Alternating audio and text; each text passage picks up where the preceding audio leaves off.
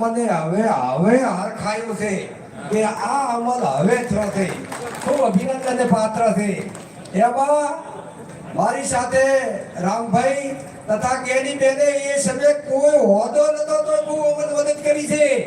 અને લોકો એમ કહે કે ઓકારમ ને આ રામભાઈ કાંક ધારાસભ્ય થવા ફરે છે, કેમ ગામડે ગામડે ફરે છે, પણ અમારે ધારાસભ્ય નતો થવો. આ કલંક દૂર કરવો હતો, આ કાળો દાગ આ સમાજમાંથી આ દારૂ માટે આ દૂર કરવો હતો. એને હવે તમને અભિનંદનને પાત્ર છો તમે. કારણ કે દારૂ પીને તમારે એક સમાજ વાળો કોક મારી નાખે તો તમે કાકા રોલ કરો છો. આ સેંકડો લોકો તમારા ઠાકોર સમાજના મળ્યા તો દુશ્મન કોણ? દારૂ. કોઈ સમાજ દુશ્મન નથી. આપણને દુશ્મન છે દારૂ. મિત્રો, જે ગામમાં દારૂબંધી નાચી હોય એ 15-20 દાડામાં દારૂબંધી કરો અને ઝડપે સળગ આ ગુજરાતની અંદર ભાભર તાલુકાની પ્રેરણા લઈ અને ગુજરાત તમામ ઠાકોર સમાજ ગુજરાતના બધા બંધ કરે એવી મારી આગ્રહભરી વિનંતી છે. અને આવતા સમયની અંદર આપણો ઠાકોર સમાજ દરેકની કોઈની લીટી નાની નથી કરવી. આપણે લીટી મોટી કરે. સમાજનું બંધારણ હોય કે સમાજનો કોઈ જમીન બાબતનો નિર્ણય હોય કે દારૂબંધી હોય કે જેની આદે નાના માણસો મળી એનો બાપ ગાદે ચડી એ છોકરાને દાગવા જઈને કેટલું ખોટું લાગ્યું છે. એવા સેંકડો આપણા યુવાનો હવે ભરવા દેવા નથી. અને બીજી વિનંતી આ બે મહાનુભાવ વેળાને કે જે દારૂ છોડે પીવા વાળા એને આરોગ્ય તરફથી થોડી ટ્રીટમેન્ટ આલો. એ વ્યસન આધીન થઈ જાય છોડતા નથી. એવો એક તાલુકાનો કેમ્પ હતો. એક કેમ્પ કરી અને એ વ્યસન આધીન થઈ ગયા છે. એમાં આ મંત્રીશ્રી અને ગેરીબેન ભાગ લે અને જે લોકો વ્યસન આધીન છે એમને થોડી ટ્રીટમેન્ટ આલો. અને હું તો એમ કહું છું ગામડાને કે તમારા ગામમાંથી દારૂ પીના રહ્યા એમને તમે થોડો ફાળો કરીને એને દૂધ પાતા કરી નાખો. દૂધ પાવો, દૂધ રહે તો દારૂની પોટલી છોડી દેવા, દૂધની પોટલી પાવો.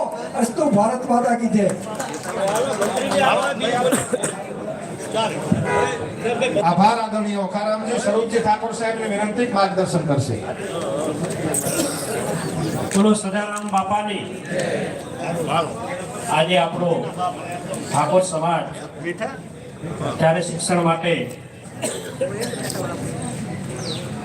ભેળો થયો હોય અને એક અવાજે બધા સાથે મળી અને નિર્ણયમાં મંજૂરી આપતા હોય એની અંદર ઉપસ્થિત આપણા સૌના બનાસકાંઠાના સાંસદ શ્રીમતી જ્ઞાનીબેન અને મંચસ્થ તમામ આગેવાનો અને અહીં વધારેલ તમામ આગેવાનો તમામને મારા વંદન.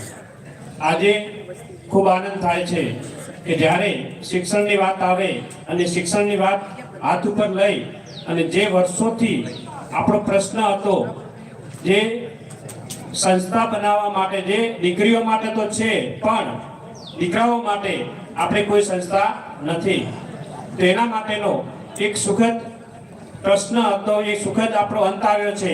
એ બદલ તમામનો હું ખૂબ ખૂબ અભિનંદન પાઠવું છું કે આજના દિવસે તમામે સમર્થન આપી અને જે જગ્યા જે આપણી વર્ષોથી પડી હતી એનું નિરાકરણ આવ્યું છે એટલે એ બદલ તમામનો ખૂબ ખૂબ આભાર માનું છું. વાત રહી આપણા બંધારણની, તો બંધારણની અંદર આપણે સૌએ ચુસ્ત પાલન કર્યું છે. પ્રથમ તો મારા ઘરે જ મારો પ્રસંગ પહેલા બંધારણની અંદર આવ્યો ત્યારે મને પણ થયું એવું કે આ બંધારણની અંદર જ્યારે સમાજે કર્યું હોય ત્યારે સમાજના બંધારણનું પાલન કરી મેં પણ મારી દીકરી અને મારી ભત્રીજીના અને એક સગાઈ હતી એમાં એ બંધારણ મુજબ જ કામ કર્યું છે. એટલે સમાજને ક્યાંય સમાજના આગેવાનને આમંત્રણ આપ્યું નથી. એટલે માફ કરજો, સમાજે જ્યારે બંધારણ કર્યું હોય તો બંધારણ મુજબ મેં પણ મારો પ્રસંગ ઉજવ્યો છે. એટલે કે મારો પણ ઉમંગ હોય કે તમામ સમાજને હું બોલાવું અને દીકરીને આશીર્વાદ આપવા માટે આવે. અને જ્યારે સરકારમાં બેઠા હોય ત્યારે બધાને ઈચ્છા હોય કે સરકારના સીએમ સાહેબ પણ આવે અને મંત્રીઓ પણ આવે, ધારાસભ્યોને સંસદો પણ આશીર્વાદ આપવા માટે આવે. પણ જ્યારે સમાજે બંધારણ કર્યું હોય ત્યારે સમાજના બંધારણમાં રહી અને